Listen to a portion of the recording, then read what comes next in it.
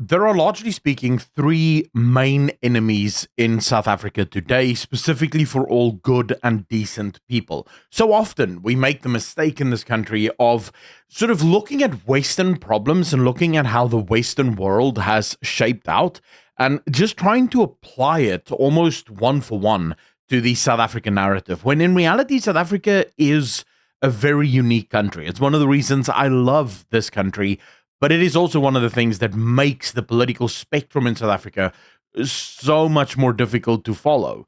You see, an easy reading of what is happening in South Africa would be to say, well, it's a war between white and black. As you can see, how black people are voting in South Africa, their hatred towards white people, and how white people are being persecuted and consistently being undermined in the country that they pay taxes to and yet have no political power in.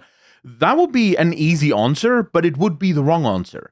Because the truth is that when you actually look at the dispensation within South Africa, you find that there are many, many black people who, like the Afrikaners, like the white people, are sick and tired of the constant race games. If you look at Afrobarometer, for example, that puts out a yearly study, the vast majority of South Africans, over 70% of them, believe that South Africa should get over its racial past. We should stop blaming things like apartheid for everything that is wrong, and we should simply move forward. You look at the voting mechanics within South Africa, and you realize that only about 20% of the total voting age population actually vote. Why do you think the other 80% doesn't go to the polls? Just to put this into perspective for you guys, there are over 45 million voting-aged adults in South Africa.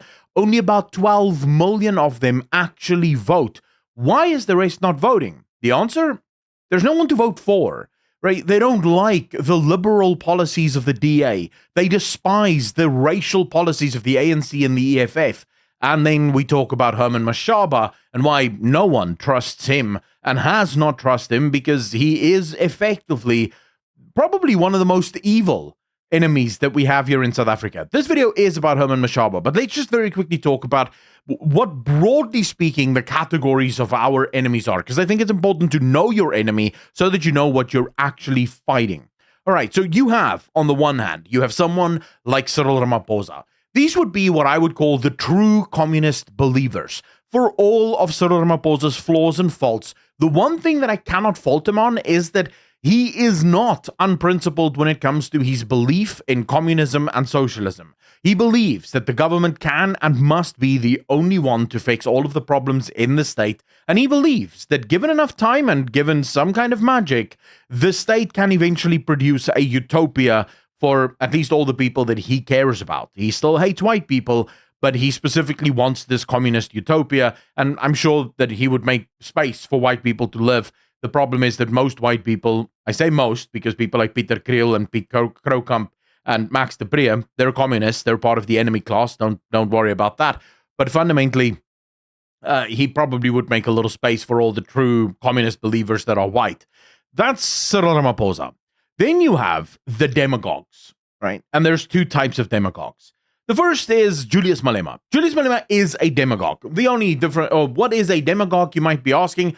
That's simple. There is a political leader that will say literally anything and everything in order to gain their goal or reach their goal, right? So for Julius Malema, this goal is greed. Right? He only cares about making money. That is why the second he left the ANC and started the EFF, he was embroiled in the VBS scandal, where he stole a crap ton of money from people that he apparently cared about, right? Because for him, it's not about power, right? It's not really about running the country. It's not really about being the president. In fact, I think Julius Malema and a lot of the leaders at the EFF actually prefer the fact that they're not in government, because being in government would put the eyes on them. It would make the world pay attention. And they know as soon as they get into office, the world's taps would close immediately to everything that they want to do. And that would be really bad for making money. So they're perfectly happy being a 10% party because it gives them just enough power to have control over things like tenders, have control over how money is spent in a lot of the metros and a lot of the provinces of the country. And so they're pretty happy to do what they do. The reason this isn't as bad as Herman Mashaba, because he is also a demagogue, and we'll get to him in a second, is Julius Malema is predictable. You know exactly what he's going to do because, well, greed is his main purpose. so you kind of know where he's going to go. He will change his mind on any position provided that it serves greed. And then you have Herman Mashaba, a demagogue, yes, but a particularly dangerous one. You see, because Herman Mashaba, before he became the mayor of Joburg, was an absolute free market capitalist. He believed in the free market. He believed in what the free market stood for. In fact, he himself was an incredible beneficiary of the free market. Now, if you want to know exactly how Herman Mashaba made his money, you can watch Willem Peter's video, because it is really, really good, where he highlights all of the ways in which the apartheid government, yes, the very thing that Herman Mashaba now claims to be the most evil and oppressive regime in the history of the world, it was evil, it was oppressive, but not to the extent that Herman Mashaba wants to claim it. That regime is the reason Herman Mashaba is a billionaire today. He got everything from the apartheid government. They gave him free factory, or at least half price for a factory. They gave him all the training, all the licensing, all the transport networks that he could possibly want in order to help him start his business. Now, from there, he did a lot of it for himself. So I don't want to take away from him being a great businessman, but you can watch Willem Peter's video on exactly how Herman Mashaba made his money. The point is, up until he became the mayor of the DA's Johannesburg, he was a free market capitalist. Then he becomes the mayor of Johannesburg, and suddenly he aligns himself with the EFF and the Pan-Africanists. During this time, he helps the EFF and the Pan-Africanists in government gain incredible wealth. He cracks down on the very free market that he himself espoused to, and the very reason he was as rich as he was. You see, Herman Mashaba, once he gained power, wanted more of it. He didn't really have the principle in place to really care about the free market. He didn't really have the principle in place to care about conservative values and conservative ideas. He saw an angle to gain power. And he actually recounts the story multiple times in multiple interviews where they couldn't find an avenue to actually get a government going, but he genuinely wanted to be the mayor of Joburg. And so he finally picked up the phone and he phoned Floyd Shivambu and he said, hey, let's do a deal. They did do the deal, and ultimately the DA had to work with the ANC to oust Herman Mashaba because he was making all of these incredibly bad backroom deals with the EFF, effectively allowing them to loot the city of Johannesburg dry so that he could pretend to be the mayor and fix the city, I guess you could say, all the while removing things like licenses from free traders that just needed to or wanted to buy and sell stuff on the street corners. But no, Herman Mashaba suddenly in power, no longer the free market capitalist. The same is true for Herman Mashaba's political career. You see, once he opened ActionSA, Herman Mashaba had a vision. His vision? Non-racial South Africa.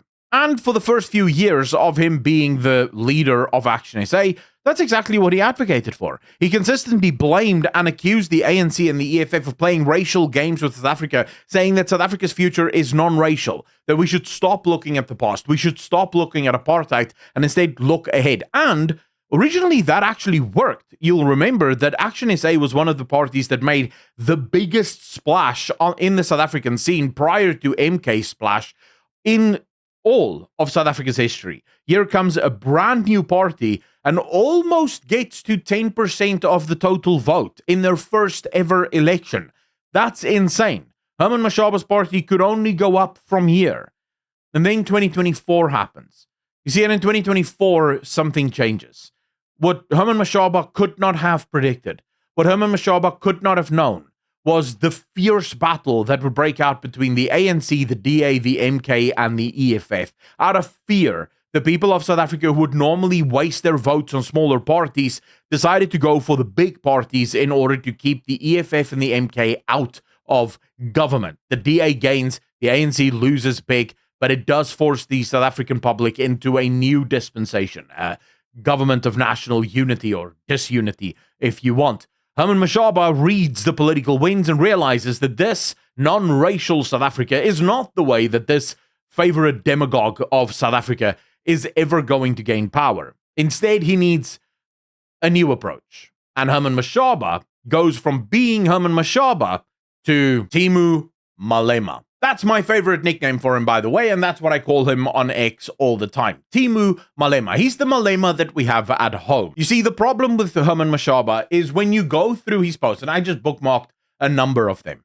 Every single day on X, Herman Mashaba is complaining about apartheid, complaining about white people, complaining about the evil system of apartheid. In fact, he goes so far as accusing people like Willem Petzer of being a beneficiary of apartheid, even though Willem Petzer wasn't born during apartheid. He accused me of being a beneficiary of apartheid, even though I know the history of my own family. My grandmother had to leave school at the age of 12. My grandfather had to leave school at the age of 13. Why? Because they didn't have the money, and there was no government bailout for them. My grandfather worked as a bricklayer from the age of 16 all the way to the end of his life, with sort of short stints as being a tobacco farmer, but then droughts would hit and the farms would struggle, and so he would have to go back to being a bricklayer. He worked himself to death trying to send his kids to university so that they wouldn't have to suffer the way that he did. So when he calls me an apartheid beneficiary,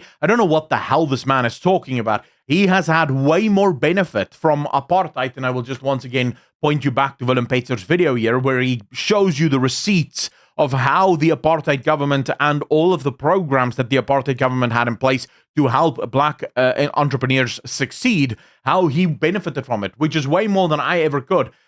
Here you have a picture, for example, from the apartheid government showcasing just how well Herman Mashaba is doing under the SPDC program that they rolled out, and sort of celebrating him. And he was more than happy to take those celebrations because obviously it made him a very rich man. But every day when you go onto Herman Mashaba's posting or onto his X account, it is just racial politics after racial politics after racial politics, because you see, Herman Mashaba, following 2024, realized that if he wants to gain power, he needs to play the racial game. You see, the issue that every single political party in South Africa currently struggles with is the issue of how do we get the 45 million voters of South Africa to actually vote, and none of them have been able to crack that code. They are all fighting over the 12 million voters that are actually going out, because none of them understand how do we mobilize the rest of these people to actually vote. Why can't they get them to vote? Because the rest are conservative Christian voters. Now, we could argue about what Christianity people are following, because you do have certain churches that are really not Christian churches that are massive, nevertheless, here in South Africa.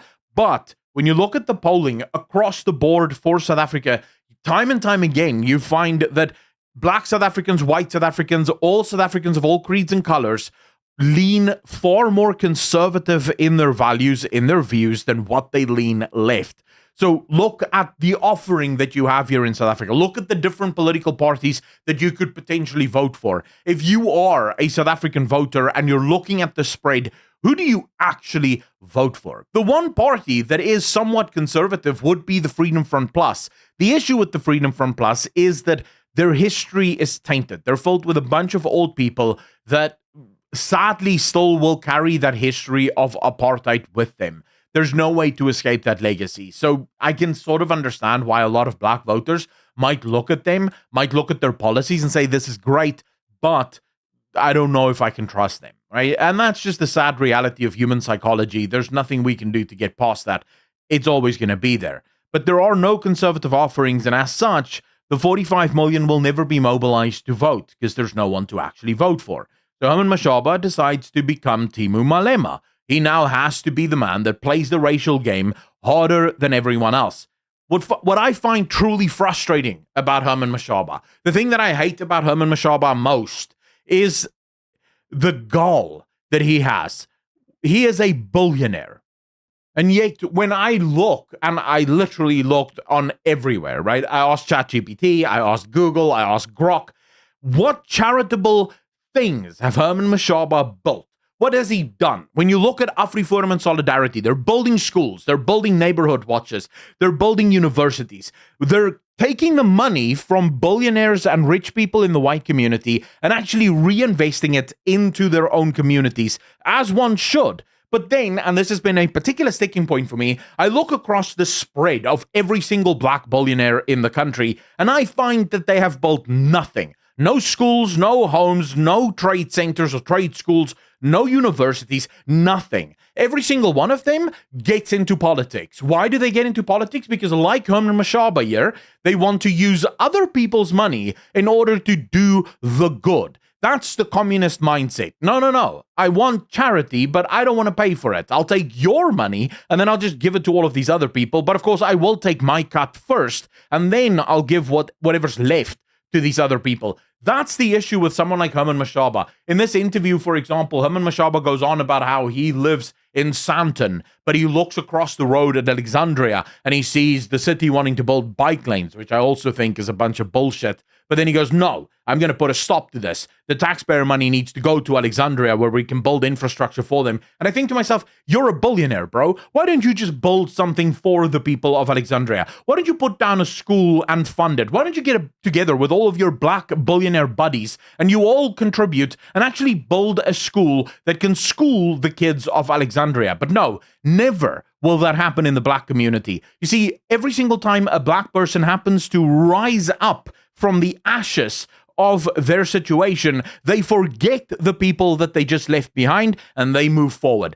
On to riches, on to exploitation, and screw where I actually come from. Now, that's not to say that Herman Mashaba, through his businesses, didn't help empower a bunch of black people and gave jobs to a bunch of black entrepreneurs. He absolutely did that. But where's the charitable organizations? When you actually look at what he's done for charity, he gives a bit of money. He hands out a bit of cash to certain charitable organizations that claim to do things for the black community. Most charity organizations, by the way, do nothing for any communities. 90% of most of the money that they get actually go to paying salaries for the people that work at these foundations, and the rest is sort of spent just so that they look as if they're actually helping out. And usually it's a great way for billionaires to just get taxes back, right? Because you don't have to pay taxes on charitable donations. So billionaires use that as a way to get their taxes lower. That's the issue that I have with Herman Mashaba. The man is a billionaire, screaming constantly everywhere for anyone who will listen about apartheid and the evils of apartheid and the evils of white people, and yet he himself has done nothing to alleviate the suffering of his own people. It's disgusting, but it's also just my opinion. So let me know in the comment section down below what you guys think. If you like what I do and you think more people should have access to the content that I make, hit the like button, hit that subscribe button, and share this video around with as many people as possible. Massive shout out and thank you to all of the patrons as well as the YouTube channel members. If you want to become a patron, link in the description down below, or join button right below this video for YouTube membership. As always, I'll see all of you in the next one. Peace.